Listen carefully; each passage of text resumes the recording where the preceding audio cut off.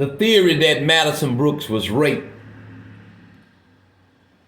is predicated on the theory, the assertion that Madison Brooks' alcohol content level in her blood was 0.314, meaning that she was not conscious enough to consent.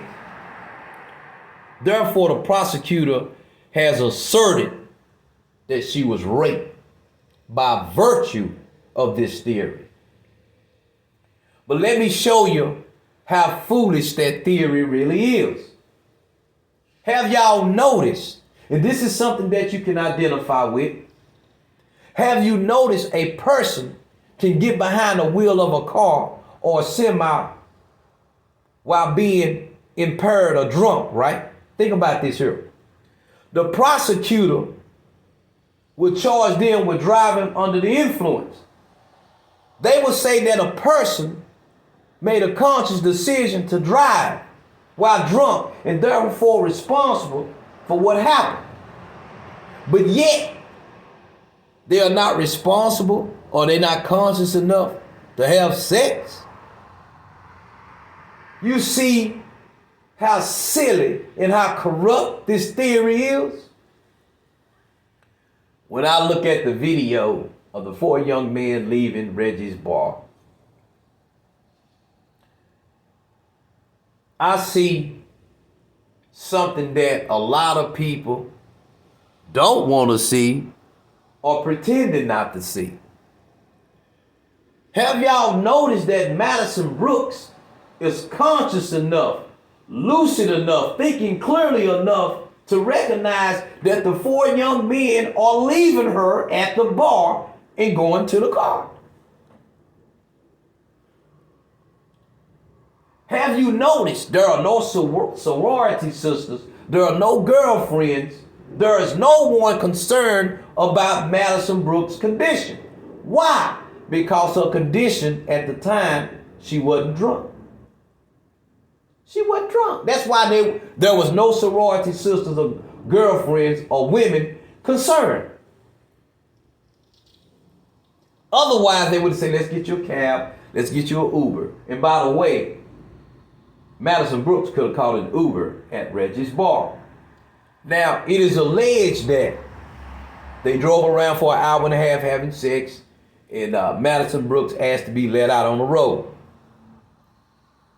Ask yourself, people, why would this girl ask to be let out on the road? Well, I'll tell you why.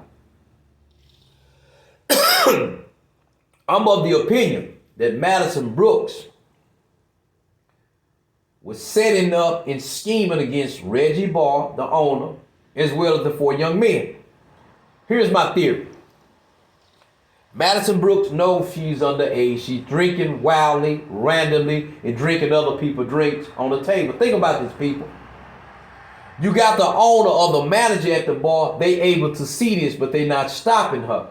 And moreover, they know she's underage.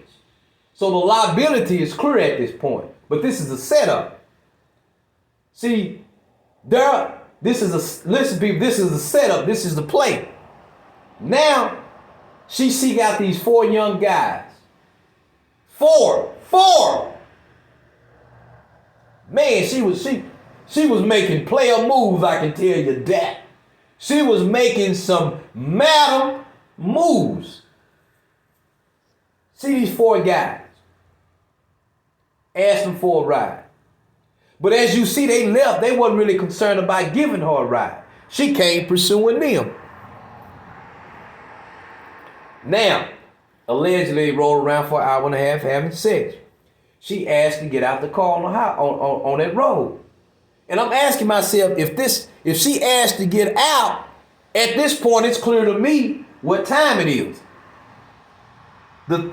She was hoping to run into somebody on the road and just say, I just been raped. I need to go somewhere.